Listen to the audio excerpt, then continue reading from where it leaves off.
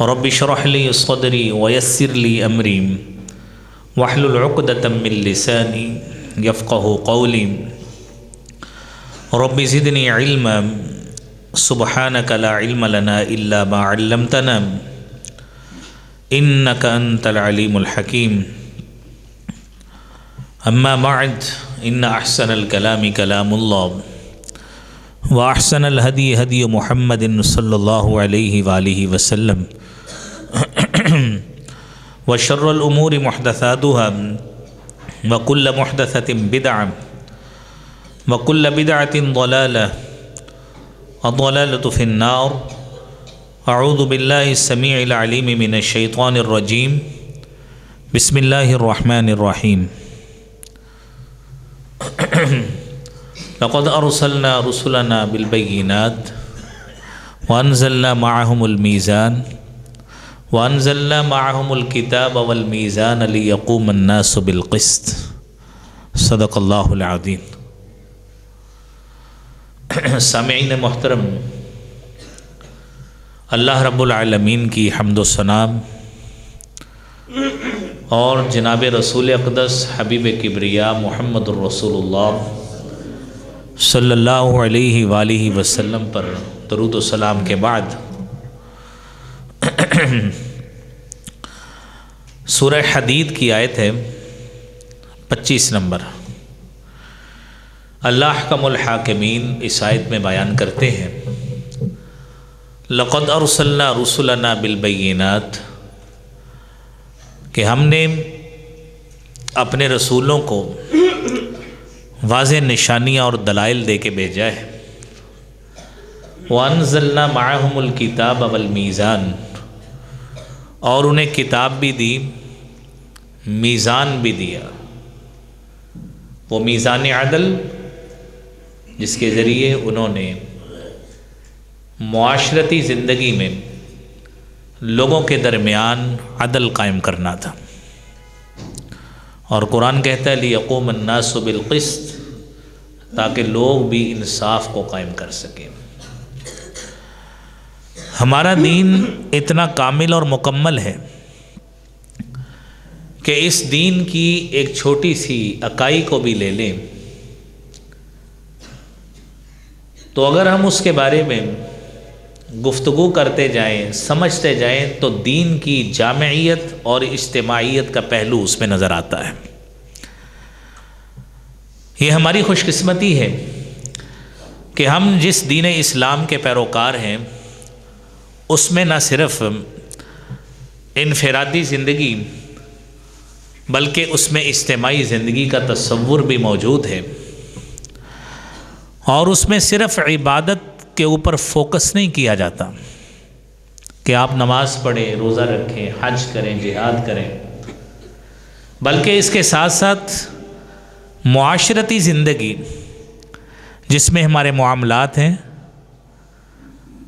وہ چاہے گھریلو معاملات ہوں، تجارتی معاملات ہوں، سیاسی معاملات ہوں، کچھ بھی ہوں، ہمارے اس دین میں ان معاملات کے بارے میں بھی رہنمائی موجود ہے. اور پھر یہ دین اتنا وسیع ہے کہ ہم اپنی زندگی کے کسی پہلو کا حل اس دین کی روشنی میں اور شریعت مطہرہ، شریعت اسلامیہ کی روشنی میں تلاش کرنا چاہیں تو ہمیں وہ تصور بھی اس سے مل جاتا ہے. اور پھر یہ دین اتنا وسیع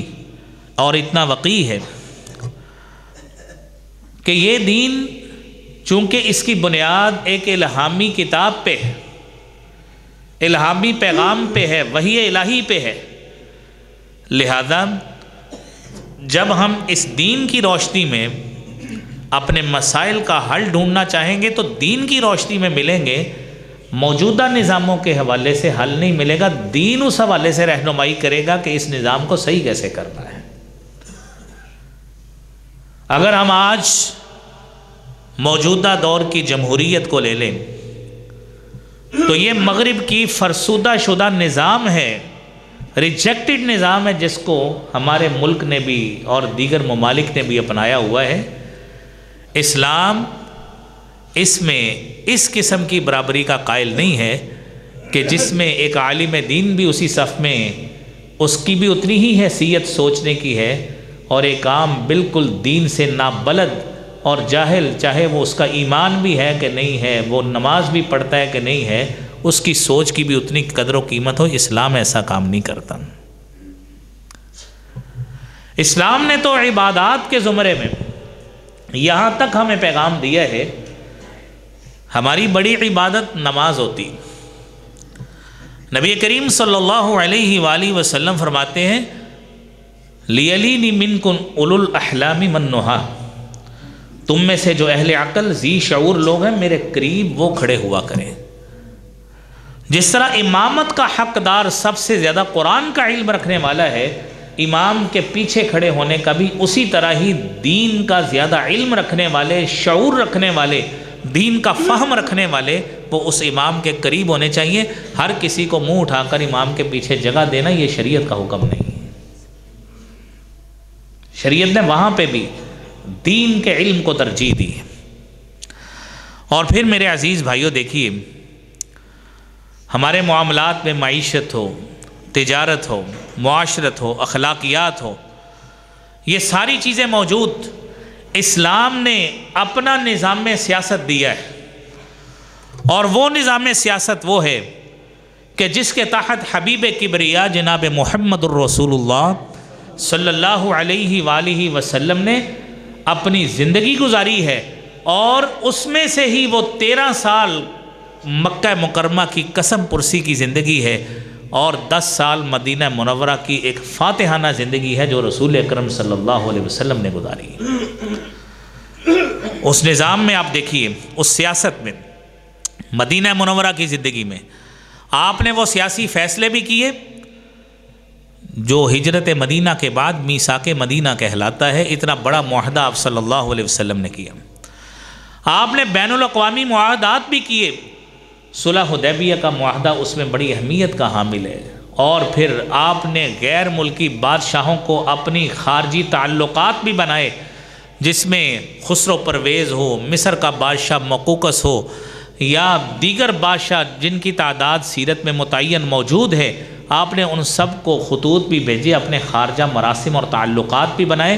یہ اس میں روم کا بادشاہ، ایران کا بادشاہ، مصر کا بادشاہ، سارے لوگ اس میں شامل ہیں۔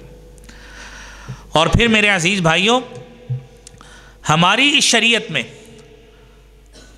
ایک بڑا اہم پہلو جنگ اور جہاد کا، غزوات و سرایا کا بھی ہے، اور جس میں آپ صلی اللہ علیہ وآلہ وسلم نے خود 27 غزوات آپ صلی اللہ علیہ وسلم نے خود لڑے، اور اس کے ساتھ ساتھ آپ صلی اللہ علیہ وسلم نے اس دین اسلام کی دعوت دینے کے لیے مختلف ڈیلیگیشنز مختلف ممالک میں، مختلف علاقوں میں بھی بھجوائے، اور پھر انسانی حقوق کا اتنا بڑا چارٹر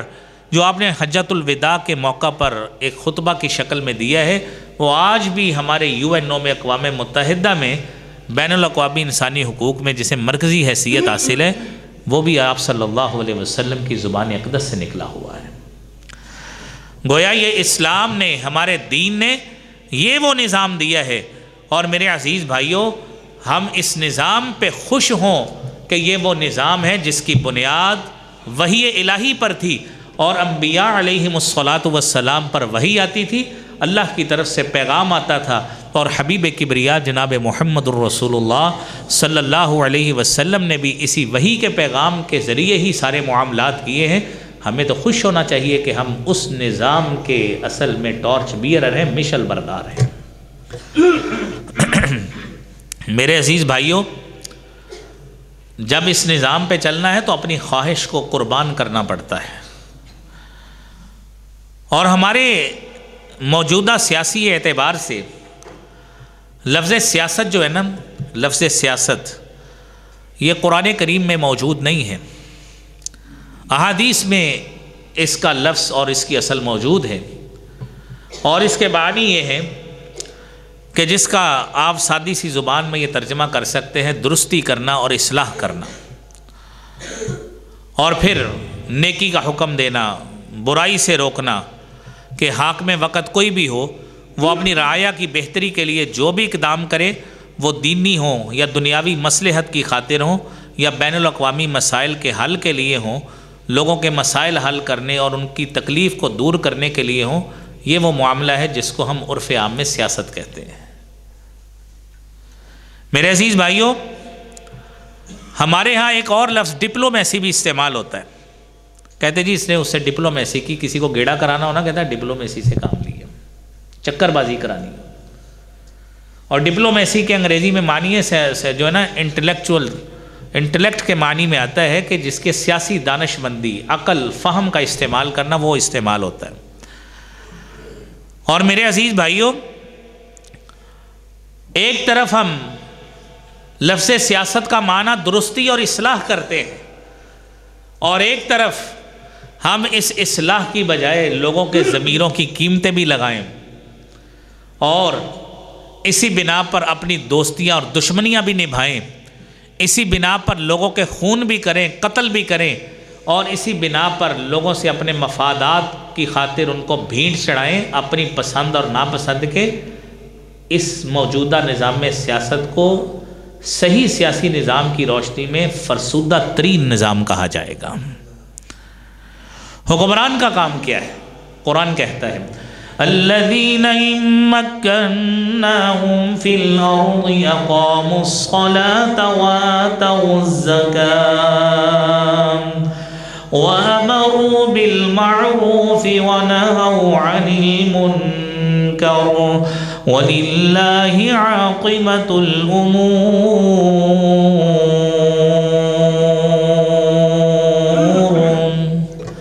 اگر ہم آپ کو زمین میں اقتدار دے دیں، زمین میں اختیار مل جائے،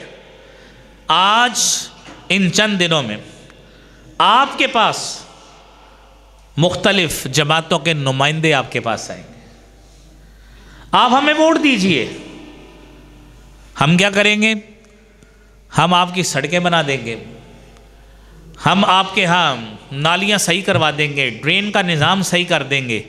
یہ کر دیں گے۔ ٹھیک ہے، یہ ایک بڑی اہم چیز ہے سیاست کی،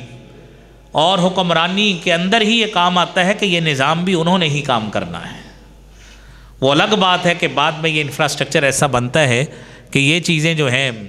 یہ ضلعی اور تحصیل لیول پہ جو گورنمنٹ اور لوکل باڈیز ہوتی ہیں انہوں نے کرنا ہوتا ہے۔ خیر، اسی کو ہی لے لیں۔ آپ کیا کریں گے؟ ہم جی ملک کی تقدیر بدل دیں گے۔ میرے عزیز بھائیوں، تقدیر اس شخص کی بدلا کرتی ہے جو شخص بے نمازی تھا، اس نے نماز پڑھنا شروع کر دی، جو اپنی بدعملی کی بدولت جہنم کے کنارے پہ کھڑا تھا، آپ نے اس کو ایسا رستہ دکھایا، وہ جنت کا حقدار بن گیا، تقدیر اس کی بدل گئی۔ تقدیر اس کی بدلی جو بالکل جاہل اور اجڑ قسم کا آدمی تھا، آپ کی تبلیغ کے ذریعے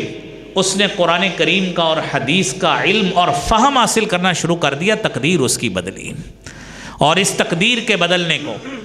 میرے عزیز بھائیوں، قرآن کریم میں اللہ رب العالمین فرماتے ہیں وَاذْكُرُوا إِذْ كُنْتُمْ أَعْدَاءً فَأَلَّفَ بَيْنَ قُلُوبِكُمْ فَأَصْبَحْتُمْ بِنِعْمَتِهِ إِخْوَانًا وَكُنْتُمْ عَلَى شَفَا حُفْرَةٍ مِّنَ النَّارِ فَأَنقَذَكُم مِّنْهَا كَذَلِكَ يُبَيِّنُ اللَّهُ لَكُمْ آيَاتِهِ لَعَلَّكُمْ تَهْتَدُونَ۔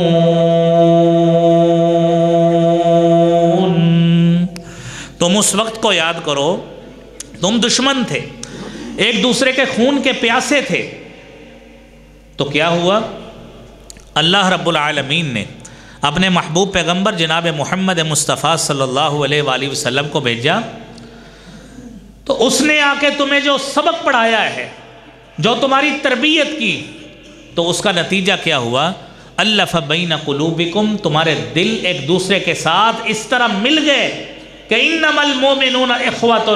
کہ مومنوں کا حقیقی بھائی چارے کا مظہر تمہارا یہ مدینہ کی ریاست پیش کرنے لگ گئی۔ یہ تقدیر ان لوگوں کی بدلی تھی۔ اور وَكُنْتُمْ عَلَى شَفَا حُفْرَةٍ مِّنَ النَّارِ، تم اپنی گمراہی، اپنے شرک اور اپنی بدعملی کی بدولت تم جہنم کی آگ کے کنارے پہ کھڑے تھے، اللہ رب العالمین نے جناب محمد الرسول اللہ صلی اللہ علیہ وسلم کو نبی بنا کے بھیجا، انہوں نے آپ کو تبلیغ کی، اور تم ان کی تبلیغ کے زیر اثر اتنا اس تبلیغ کو آپ نے قبول کیا، تم آپس میں بھائی بھائی بن گئے، جہنم کی آگ سے تم بچ گئے اور جنت کے حقدار بن گئے۔ حقیقت میں تقدیر ان لوگوں کی بدلی ہے۔ یہ میرے عزیز بھائیوں، یہ موجودہ نظام سیاست میں تو جہاں پہ میرے عزیز بھائیوں لوگوں کو مختلف کاموں کے لالچ بھی دیے جائیں اور مختلف چھوٹے چھوٹے کاموں کے لالچ دے کر ان کے ووٹ لیے جائیں اور پھر ان کو کہا جائے تقدیر بدل گئی، یہ میرے عزیز بھائیوں تقدیر کے لفظ سے گھناؤنا مذاق ہے کہ جس کے بارے میں میرے عزیز بھائیوں قرآن نے تقدیر کا اپنے انداز سے بیان کیا، حدیث میں اپنے انداز سے بیان کیا، اور اس کے بارے میں اللہ کے رسول صلی اللہ علیہ وسلم نے فرمایا رفع القلم وجفت الصحف، قلم اٹھا لیے گئے جس پہ تقدیر لکھی لوح محفوظ میں، اور صحیفے خشک ہو گئے۔ آج کا سیاستدان کہاں سے آ کے ان کی تقدیر بدلے گا؟ اگر تو آپ کی اس سیاسی کیمپین میں، الیکشن کیمپین میں کوئی شخص کہتا ہے کہ میں آپ کو مسجد بنا کے دوں گا، میں آپ کے لیے قرآن کے فہم کا اہتمام کروں گا، میں آپ کے لیے مدرسہ میں مسجد میں فلاں قرآن کی الہامی کتاب کی تعلیم کا اہتمام کروں گا، تو واقعتاً ہمیں خوش ہونا چاہیے، واقعتاً تقدیر بدلنے لگا ہے۔ یہ سڑکیں بنانے سے، یہ نالیاں بنانے سے، یہ چیزیں سے میرے بھائیوں تقدیریں نہیں بدلا کرتی۔ میرے عزیز دوستو، اللہ رب العالمین نے قرآن کریم میں فرمایا ہے لَقَدْ أَرْسَلْنَا رُسُلَنَا بِالْبَيِّنَاتِ وَأَنزَلْنَا مَعَهُمُ الْكِتَابَ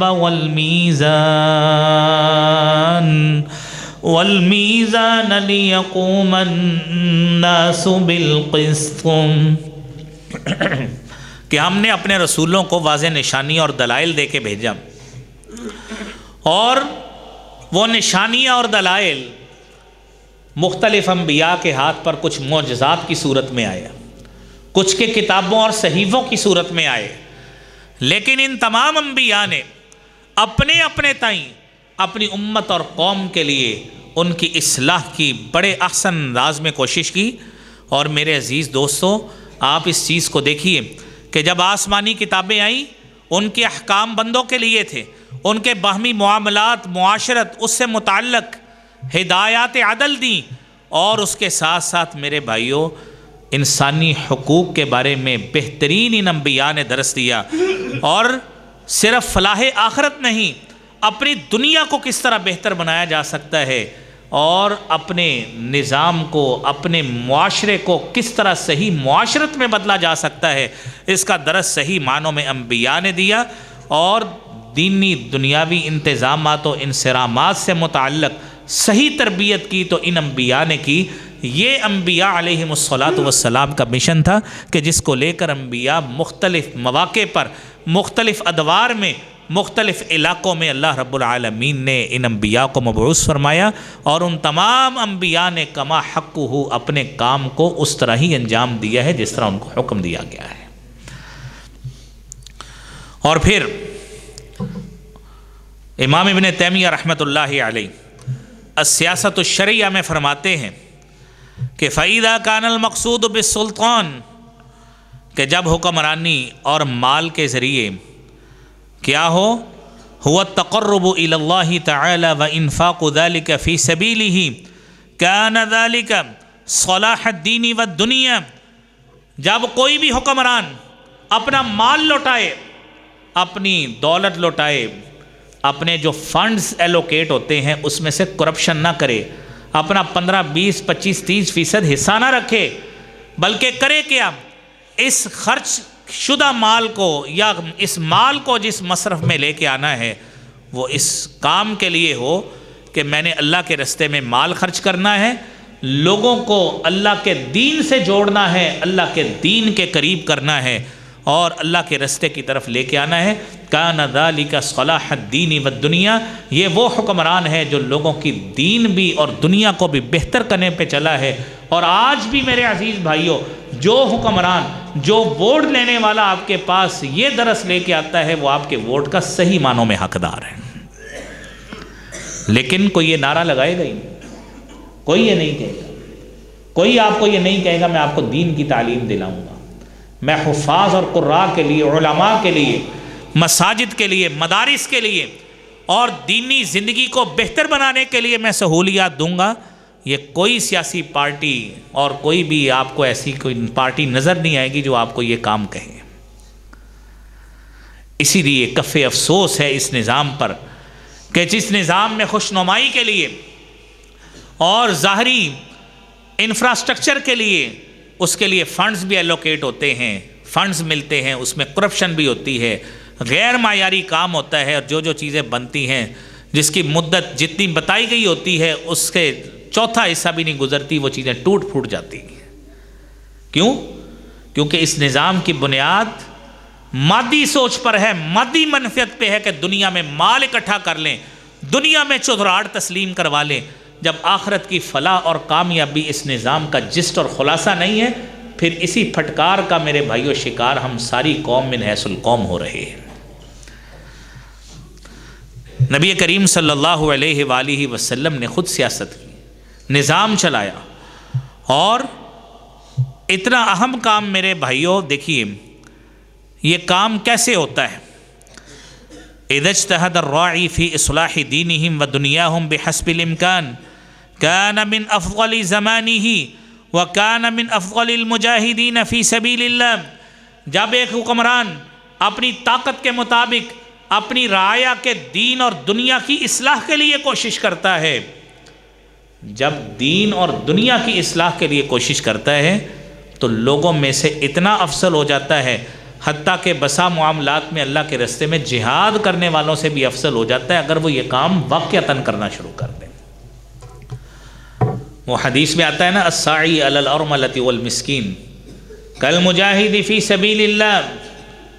بیوہ اور مساکین کے لیے کوششیں کرنے والا ایسے ہے، صحیح بخاری اور صحیح مسلم کی حدیث ہے، کالمجاہد فی سبیل اللہ،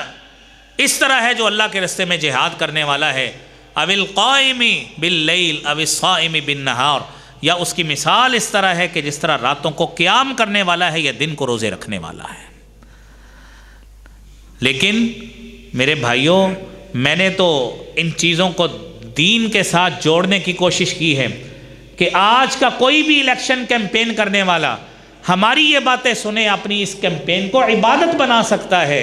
اپنی اس کوشش کو دین کے رنگ میں رنگ سکتا ہے، کیونکہ یہ دین اور سیاست الگ چیزیں نہیں ہیں. بدقسمتی یہ ہے کہ اس نظام میں رہتے ہوئے ہم نے اس کو الگ کر لیا ہے. علامہ اقبال نے کہا تھا، جلال پادشاہی ہو،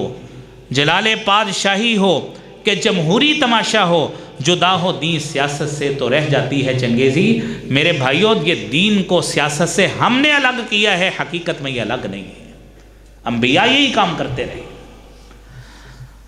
اور آج بھی کوئی سیاسی شخص اپنی کیمپین کرنا چاہے ان چیزوں کو بنیاد بنائے، اپنی الیکشن کیمپین کو ثواب کی نیت لے کر چلے، اور جب یہ سوچ لے کر چلے گا اور یہ اوپر حکمران تک، اس کی پارٹی تک یہی سوچ ہوگی تو اس کا ایک ایک لمحہ انشاءاللہ ہمیں پورا یقین ہے اللہ سے اس کا عبادت میں لکھا جائے گا. کام کرے تو صحیح. لیکن بدقسمتی ہے کہ کوئی شخص یہ نعرہ نہیں لگاتا کہ کہیں ہمارا دین کا جو پہلو ہے نا وہ آشکارا نہ ہو جائے. ہماری مروجہ سیاسی پارٹیوں نے دین سے اتنی بے رخی اختیار کی ہے، اتنی بے رخی اختیار کی ہے کہ بدقسمتی سے وہ اپنے آپ کو لوگوں کے سامنے، غیروں کے سامنے بین الاقوامی طور پر سیکولر بنانے کے دوڑ میں سبقت لے جانے کی کوشش میں ہیں کہ ہم میں سے کون اپنے آپ کو سیکولر ثابت کرتا ہے. شاید باہر سے پھر اس کی منظوری ہو جائے کہ آئندہ اقتدار پھر اس کو ملے گا. دین کا تو نام ہی نہیں لیتے. یہ جو بیچارے چند گروہ ہمارے مذہبی جماعتوں کے گروہ ہیں، اور اس سیاست کے رنگ میں آ کر انہوں نے بھی اپنا کچھ نہ کچھ منہ کالا کیا. انہوں نے بھی کیوں؟ کیونکہ انہوں نے وہ کام کرنا شروع کیے، وہ کام کرنا شروع کیے جو دین کے نہیں تھے، جو دینی اقدار کے نہیں تھے. یہ کہ سیاست نہیں ہوتی میرے بھائیوں. انبیاء کرام سیاسی ووٹوں کے لیے قبروں پہ جا کے ایسی حرکتیں نہیں کیا کرتے تھے. نبی کریم صلی اللہ علیہ وسلم کے پاس ایک شخص آیا، کہنے لگا میں نے بوانا مقام پہ جا کے نا وہ نظر پیش کرنی۔ اب نبی صلی اللہ علیہ وسلم کے دو سوال سنیے، اور پھر آج کے تناظر میں دیکھیے کہ یہ کام کوئی سیاسی لیڈر کرے وہ بھی بدترین ہے، کوئی مذہبی لیڈر کرے وہ بھی بدترین ہے، جتنی مرضی جسٹیفیکیشنیں دے لیں بات نہیں بنا کرتی۔ پھر آپ نے دو سوال کیے، فرمایا هل كان فيها عيد من اعيادهم، کیا وہاں پہ کوئی جاہلیت میں سے کوئی عرسوں میں سے عرس تو نہیں لگتا؟ اس نے کہا نہیں۔ فرمایا هل كان فيها وثن من اوثان الجاہلیت يعبد، کیا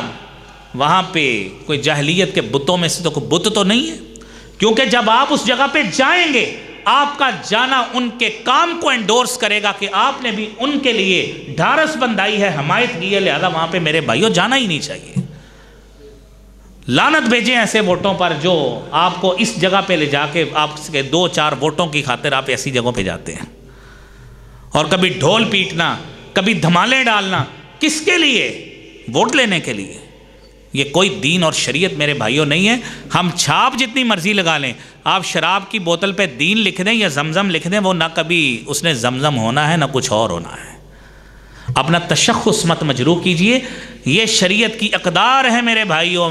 یہ اقدار ہے، ان کی روشنی میں آپ رہیے۔ انبیاء کرام نے، آپ دیکھیے آسمانی کتابیں، نبی کریم صلی اللہ علیہ وآلہ وسلم نے فرمایا،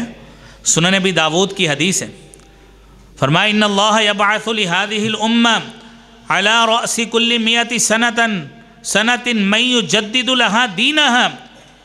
اللہ رب العالمین ہر صدی کے آخر پر ایک ایسا مجدد بھیجیں گے ہر امت میں، جو ان کے لیے دین کو اثر نو قائم کرے گا، مرتب کرے گا۔ اللہ نے انبیاء کو بھیجا، اور قرآن کریم کہتا ہے سورہ مائدہ کی 20 نمبر آیت میں، آپ پہلے اس آیت کو سنیے، وَإِذْ قَالَ مُوسَىٰ لِقَوْمِهِ يَا قَوْمِ اذْكُرُوا نِعْمَةَ اللَّهِ عَلَيْكُمْ إِذْ جَعَلَ فِيكُمْ أَنْبِيَاءَ وَجَعَلَكُمْ مُلُوكًا وَآتَاكُمْ مَا لَمْ يُؤْتِ أَحَدًا مِّنَ الْعَالَمِينَ۔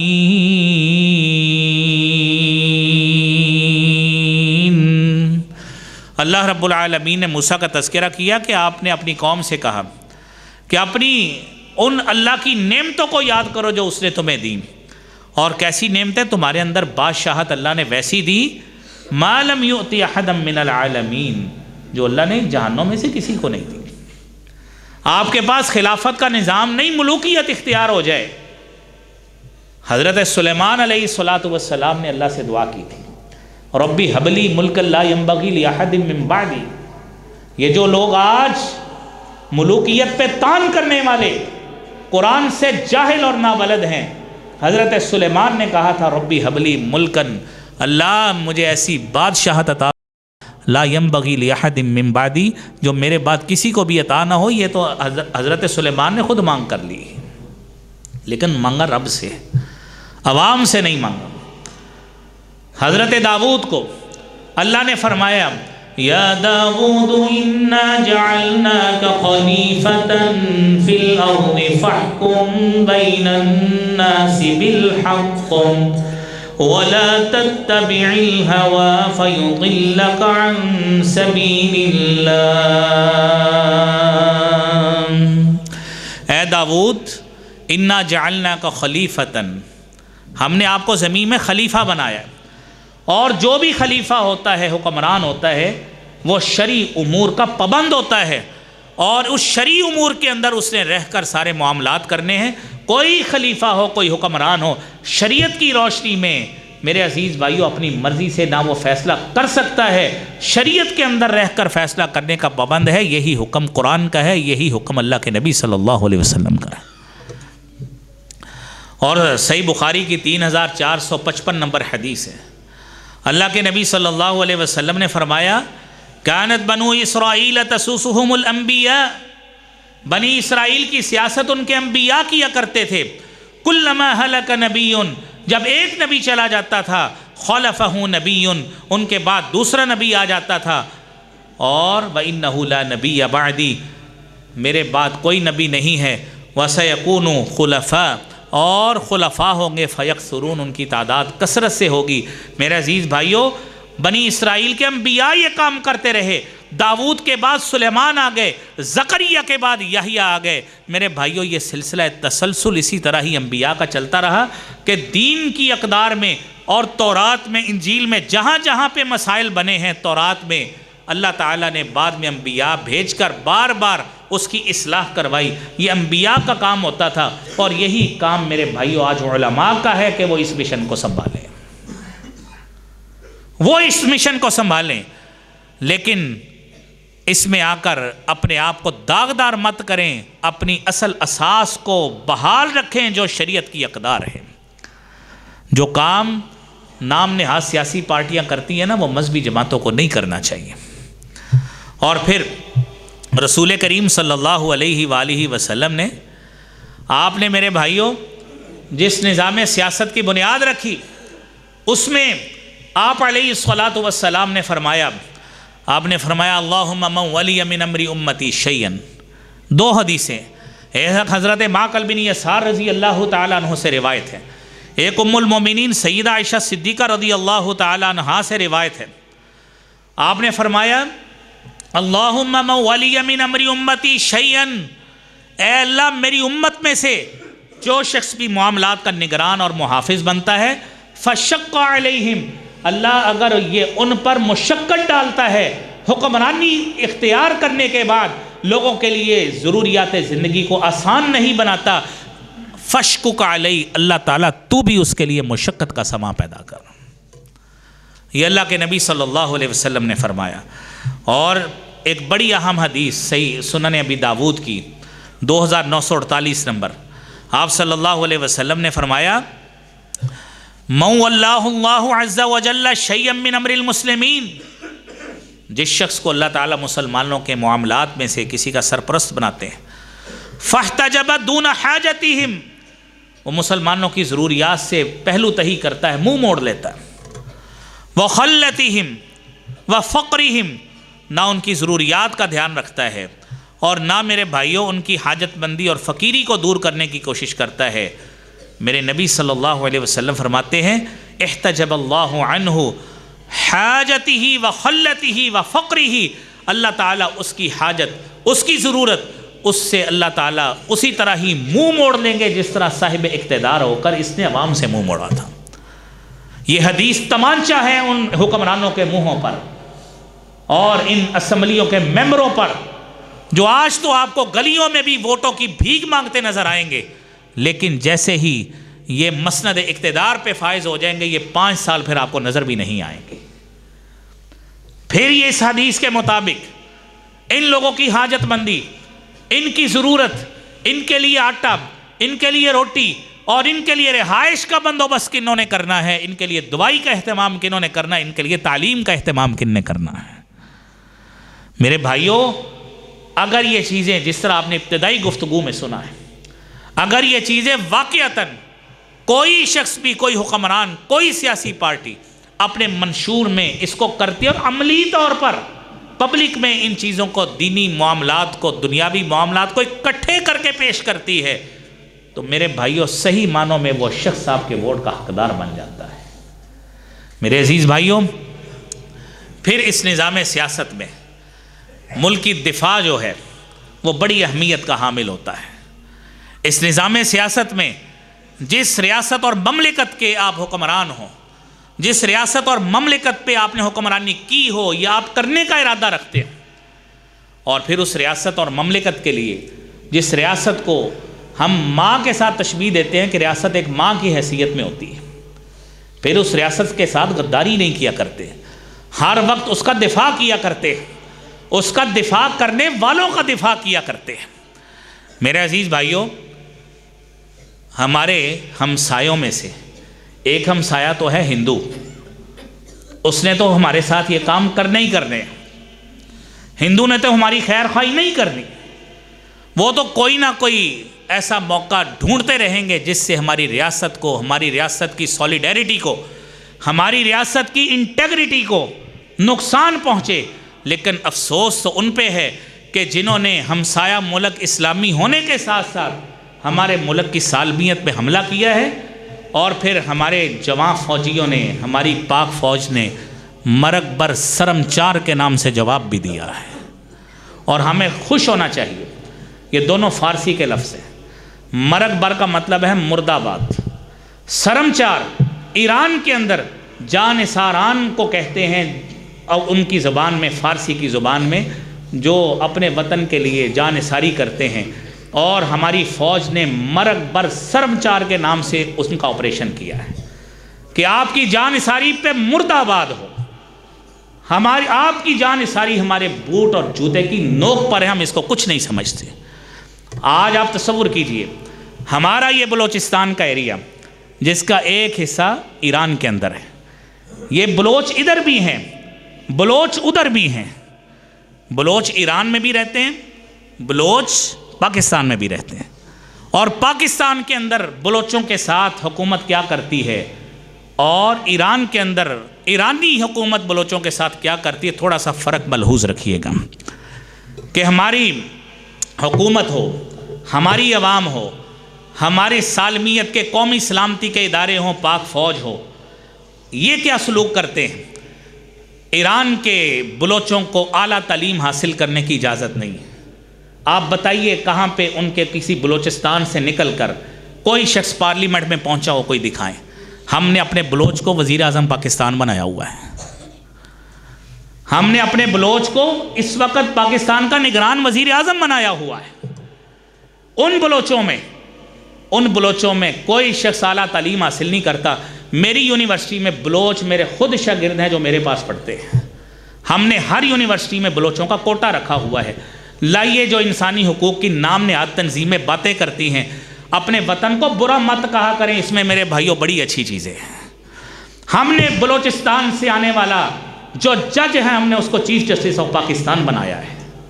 قاضی فائز عیسیٰ کا تعلق بلوچستان سے ہے۔ آپ دکھائیے اس بلوچستان میں، ایران والے بلوچستان میں، آپ کا جوڈیشری میں، عدلیہ میں کون اوپر پہنچا ہے؟ اور پھر ہماری پاک فوج کے اندر بلوچ ریجمنٹ کے نام سے پوری ریجمنٹ ہے۔ دکھائیے اب ایران کے اندر ان کی بلوچ فوج میں سے کون سا فوجی ہے جو آج تک پرومیننٹ ہوا ہو؟ اور ہم نے ان بلوچوں کی آزادی کے لیے اور پھر ترقیاتی پروجیکٹس کے لیے ہم نے گوادر بندرگاہ کا انتخاب کیا جو بلوچستان میں ہے۔ آپ نے ان بلوچوں کے لیے کیا کیا؟ ہماری فوج، ہماری عدلیہ ہو، فوج ہو، ادارے ہوں، حکومت ہوں، یہ ان کے سیاسی پارٹیوں کے آپس کے اختلاف ہوں، یہ پاکستانی قوم کی خاصیت ہے۔ ان کی جتنی مرضی اختلاف ہوں، لیکن قومی سلامتی کا مسئلہ ہو، یہ اکٹھے ہو جاتے ہیں۔ اور یہ جو خاصیات بتائی ہیں میرے بھائیوں، یہ فرق ہے پاکستان کے بلوچستان میں اور ایران کے بلوچستان میں۔ اپنی فوج کے لیے دعائیں کیا کریں کہ جس نے آپ کے سوتے ہوئے ان پہ آپریشن کر کے ان دہشت گردوں کو، BLF کے بلوچ لبریشن فرنٹ والوں کے ٹھکانوں کو نشانہ بنایا ہے، اور نشانہ صرف ان کو بنایا ہے جو دہشت گرد ہیں، جبکہ ہمارے ہاں مسجد پہ حملہ ہوا ہے جہاں پہ کوئی دہشت گرد نہیں تھے، کوئی دہشت گرد نہیں تھے، مسجد پہ حملہ ہوا ہے، اور ہماری پاک آرمی نے ان کے نشانوں کو چن کر وہاں پہ اکٹھا کر کے ان کو نشانہ لگایا ہے، جس میں کوئی سویلین نہیں مرا۔ ان کا میڈیا خود بتاتا ہے اس میں BLF کے لوگ مرے ہیں۔ میری اللہ سے میرے بھائیوں دعا ہے، اللہ کریم ہمیں سیاست بھی کرنے کی توفیق دے اور اس ملک کی سالمیت کے لیے کرنے کی توفیق دے۔ اس وطن عزیز کو اللہ تعالیٰ تا قیامت آباد رکھے۔ وآخر دعوانا الحمدللہ رب العالمین۔